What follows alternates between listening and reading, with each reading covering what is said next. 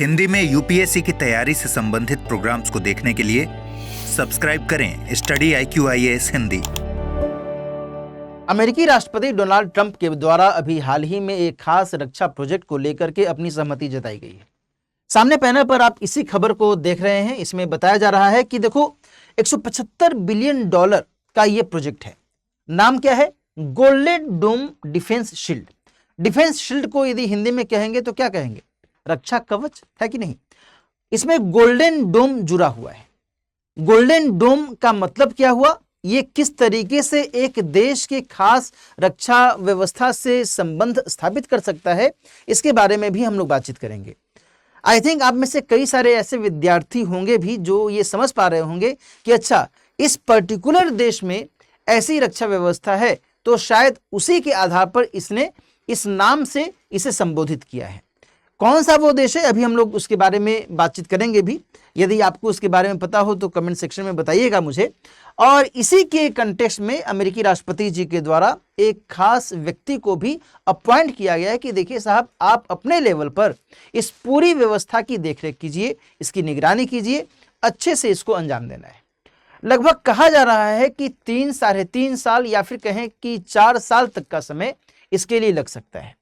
ये जो व्यक्ति हैं ये कौन है, इनके बारे में भी हम लोग चर्चा करेंगे और इससे संबंधित जो भी अन्य महत्वपूर्ण पक्ष है इस डिफेंस शील्ड को लेकर के, क्या है, कैसे काम करेगा, किस तरीके से इसकी महत्वपूर्ण विशेषता देखी जा सकती है, इन सभी के बारे में हम लोग एक एक करके समझेंगे, जानेंगे।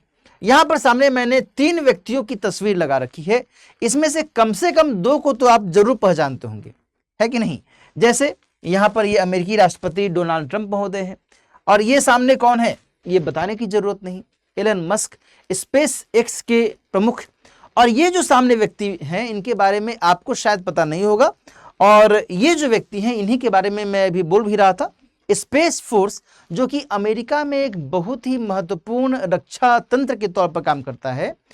स्पेस फोर्स का कहना ही है कि भाई हम अमेरिकी रक्षा में जो अंतरिक्ष के माध्यम से चुनौतियों का सामना हो सकता है उसकी निगरानी करते हैं और उसको हम और बेहतर तरीके से दुरुस्त करते हैं ताकि अमेरिका को किसी भी लेवल पर एज सच कोई दिक्कत महसूस ना हो।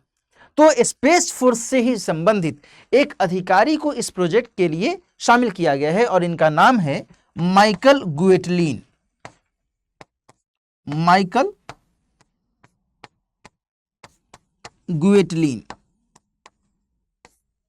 अब यहां पर जब मैं इन दोनों के बारे में जिक्र कर रहा हूं कि एलन मस्क जो कि स्पेस एक्स से जुड़े हुए हैं और माइकल गुएटलीन जो कि स्पेस फोर्स से जुड़े हुए हैं, तो आपको ये लग सकता है ना कि सर ये स्पेस जो यहां पर मामला आ रहा है, कहीं ऐसा तो नहीं कि जो बात चल रही है गोल्डन डोम की उसमें स्पेस से संबंधित कोई भूमिका है?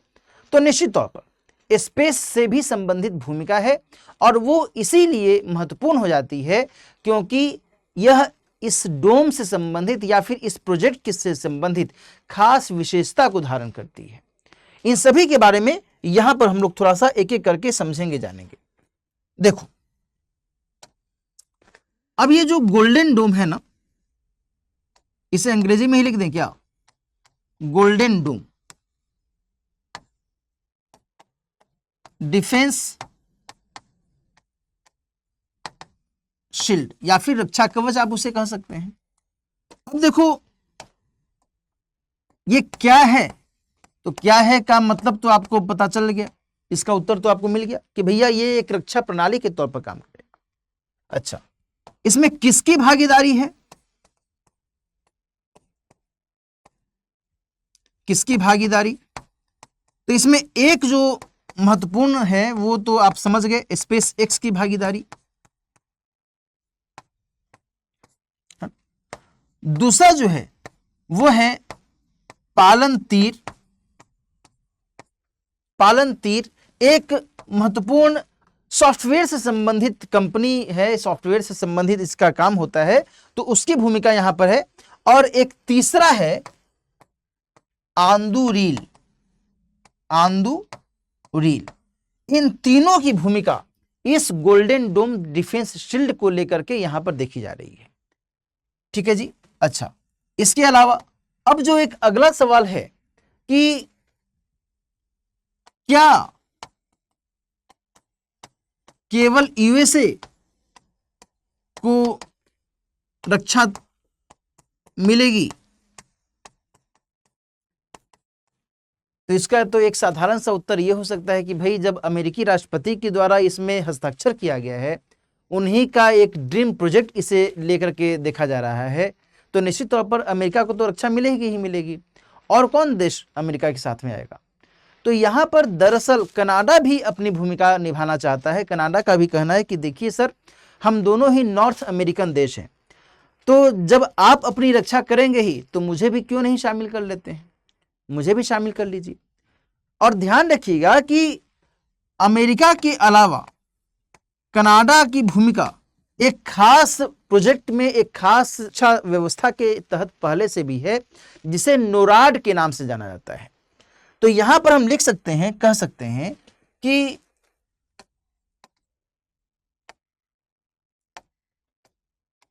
यूएसए प्लस कनाडा नोराड के अंतर्गत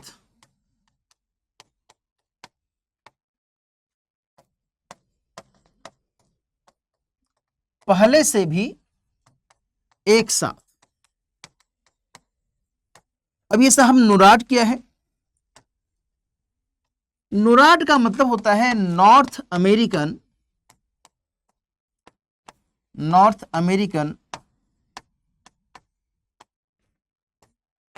एरो डिफेंस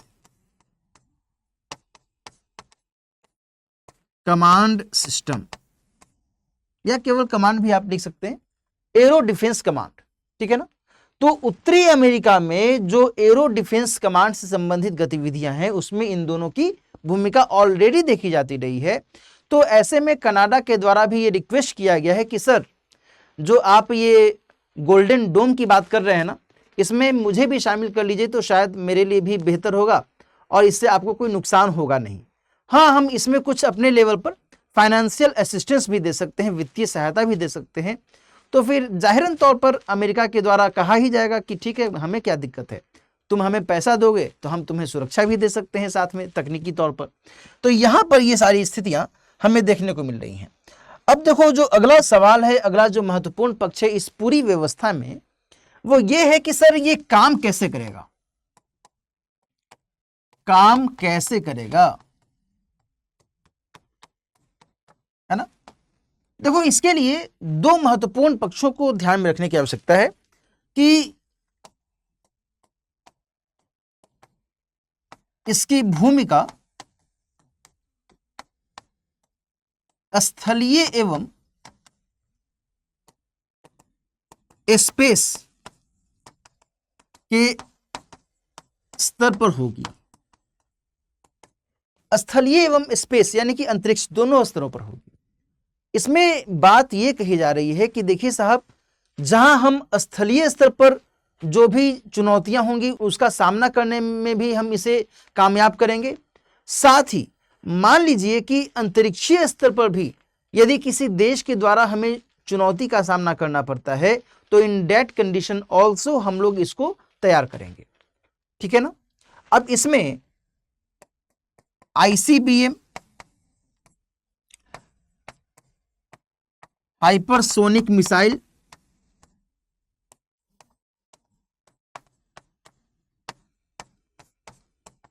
FOBS से सुरक्षा। आईसीबीएम का मतलब क्या होता है? इंटरकॉन्टिनेंटल बैलिस्टिक मिसाइल, अंतर महाद्वीपीय बैलिस्टिक मिसाइल। कहने का मतलब कि कल को यानी यदि खुदा न खास्ता अमेरिका के अगेंस्ट में रूस और चीन जैसे देशों का हमला होता है, मिसाइल हमला होता है, तो इन दैट कंडीशन अमेरिका जो है इस गोल्डन डोम के माध्यम से बेहतर तरीके से अपनी सुरक्षा कर सकेगा, ठीक है साहब। दूसरा, हाइपरसोनिक मिसाइल के जरिए भी यदि कोई हमला होता है तो उसके अगेंस्ट में भी अमेरिका अपनी सुरक्षा कर सकता है। हाइपरसोनिक कहने का मतलब यह हुआ कि ऐसी मिसाइल यानी कि ध्वनि की गति के 5 गुना तेज गति से ये चल सकती है मिसाइल, और इस लिहाज से इसकी भूमिका अपने आप में महत्वपूर्ण मानी जाती है। कहने का मतलब कि लगभग 5400-5500 किलोमीटर प्रति घंटे की रफ्तार से यह मिसाइल हमला कर सकती है। तो ऐसी मिसाइलों का मुकाबला करने के लिए भी ये जो रक्षा कवच है, ये जो डिफेंस शील्ड है, ये कामयाब हो सकता है। ठीक है ना। इसके अलावा जो हम लोग बात कर रहे हैं ना अंतरिक्षीय चुनौती के स्तर पर, मान लो कि अंतरिक्ष के माध्यम से कोई चुनौती आती है, तो वो कैसी चुनौती, तो इसे आप FOBS के माध्यम से समझ सकते हैं। कहा जा रहा है कि मान लीजिए कि लो अर्थ ऑर्बिट के जरिए किसी भी XYZ देश के द्वारा यदि हमला किया जाता है, लाइकवाइज FOBS यानी कि फ्रैक्शनल ऑर्बिटल बॉम्बार्डमेंट सिस्टम का इस्तेमाल किया जाता है, तो in that condition also America जो है अपनी सेफ्टी, अपनी सुरक्षा कर सकने में सक्षम हो सकेगा। तो इस लिहाज से यहां पर हम लोग बात कर रहे हैं स्थलीय एवं स्पेस के स्तर पर ये इसकी भूमिका यहां पर देखी जा सकती है। FOBS का मतलब क्या हुआ?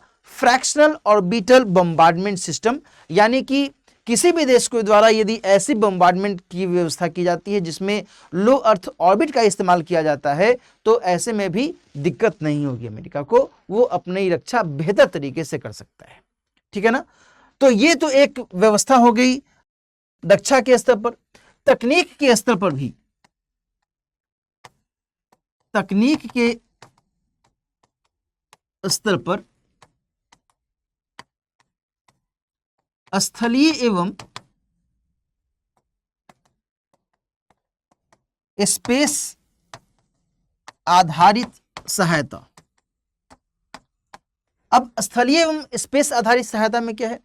स्थलीय मतलब ग्राउंड स्टेशन के माध्यम से तो किसी भी प्रकार की दुश्मन देश के द्वारा यदि ड्रोन या फिर मिसाइल से हमला होता है तो उसको डिटेक्ट करना, उसकी ट्रैकिंग करना, उसको मार गिराना, ये सारी गतिविधियां, उसकी मॉनिटरिंग करना, उससे संबंधित जो भी गतिविधियां हैं, इन सभी से संबंधित जो कार्यवाही है वो स्थलीय स्तर पर की जा सकती है, ग्राउंड स्टेशन के माध्यम से की जा सकती है, कोई दिक्कत नहीं है।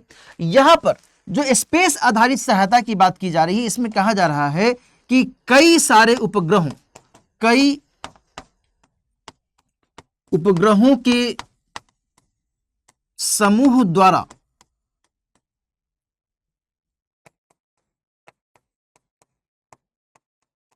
मिसाइलों का पता लगाना,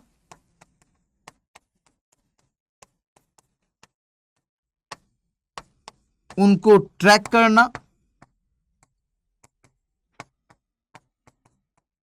और मार गिराना, है ना।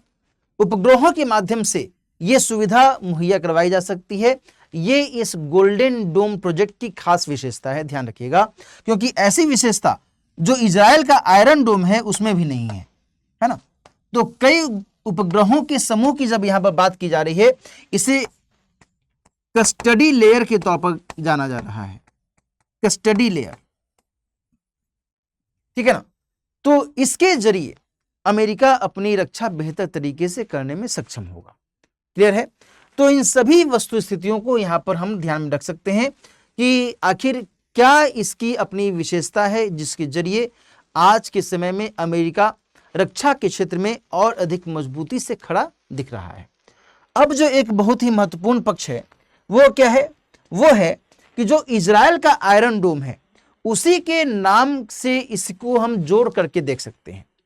इजराइल अमेरिका का एक खास दोस्त रहा है, आप सभी को यह पता होना चाहिए, और इजराइल भी अपनी रक्षा प्रौद्योगिकी में आयरन डोम का इस्तेमाल करता है। आयरन डोम में स्पेस से संबंधित एज सच किसी भी प्रकार की सहायता नहीं ली जाती है, उसमें एज सच किसी भी प्रकार के उपग्रहों के माध्यम से न तो ट्रैक किया जाता है, न तो उपग्रहों के माध्यम से दुश्मन मिसाइल को गिराने की संभावना होती है, ऐसा कुछ भी नहीं रहता है। हालांकि जब हम बात करते हैं अमेरिका के गोल्डन डोम की, उसमें खास बात यह है कि उसमें उपग्रहों के माध्यम से मिसाइलों को भी गिराया जा सकता है, वो अटैकिंग पोजीशन में भी अपनी भूमिका निभा सकता है, ये ध्यान रखिएगा।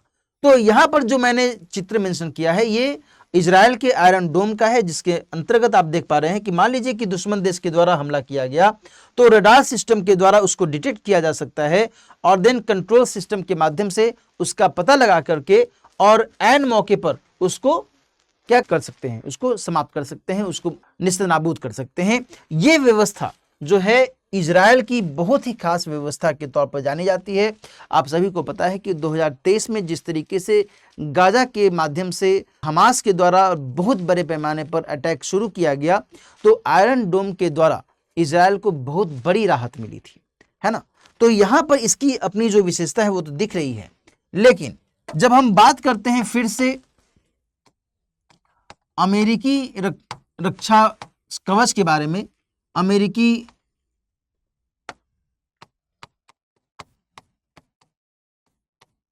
गोल्डन डोम रक्षा कवच, है ना, इसे हम लोग डिफेंस शील्ड भी लिख सकते हैं, कोई दिक्कत नहीं है। हिंदी अंग्रेजी आप दोनों आप समझ सकते हैं। तो इसमें दो बातें शामिल है। पहली बात कि यह पूरे यूएसए को कवर कर सकेगा, यानी कि उसे रक्षा दे सकेगा, ठीक है ना। जबकि जब हम बात करते हैं इजराइल के आयरन डोम की, तो वो क्षेत्रीय स्तर पर जहां पर इसे तैनात किया जाता है उसी पार्टिकुलर लेवल पर ये रक्षा अपनी दे सकता है। ऐसा नहीं कि पूरे इजराइल में एक साथ इसके माध्यम से रक्षा हो सकती है, ऐसा नहीं है, ठीक है जी। दूसरा कि अंतरिक्ष के माध्यम से, अंतरिक्ष सहायता के द्वारा रक्षा, अंतरिक्ष सहायता के द्वारा रक्षा करने का मतलब जो मैंने आपको बताया कि कई सारे उपग्रहों के माध्यम से भी जो दुश्मन देश का मिसाइल है उसे ट्रैक करना, उसको डिटेक्ट करना, उसको मार गिराना, और इसमें जो सैटेलाइट्स हैं, इन सैटेलाइट्स के द्वारा भी मिसाइलों को मार गिराने के लिए जो व्यवस्था है ये यहाँ पर तैनात की जा सकती है। तो इसलिए ये जो सैटेलाइट्स हैं ये अटैकिंग भूमिका में भी काम कर सकेंगे। तो ये सारी स्थितियां यहाँ पर अमेरिका के माध्यम से तो उपलब्ध हो रही हैं, लेकिन जब हम इजराइल के स्तर पर बात करते हैं तो इजराइल में ऐसी व्यवस्था जो आयरन डोम है उसके अंतर्गत नहीं देखने को मिलती है, ये ध्यान रखिएगा। तो ये जो सारी स्थिति है यहाँ इस चीज को आप देख सकते हैं किस हिसाब से अमेरिका के राष्ट्रपति महोदय के द्वारा गोल्डन डोम डिफेंस शील्ड को एक बहुत ही महत्वपूर्ण प्रोजेक्ट के तौर पर अमली जामा पहनाने की बात की जा रही है, और इसके द्वारा आने वाले समय में अमेरिका निश्चित तौर पर और अधिक महत्वपूर्ण और मजबूत महाशक्ति के तौर पर उभर सकता है। आज की चर्चा दोस्तों हम लोग अब यहीं पर समाप्त करते हैं। मिलते हैं किसी और महत्वपूर्ण टॉपिक के साथ, तब तक अपना ख्याल रखिए, अच्छे से पढ़ते रहिए। All the best. हिंदी में यूपीएससी की तैयारी से संबंधित प्रोग्राम्स को देखने के लिए सब्सक्राइब करें स्टडी IQ IAS हिंदी।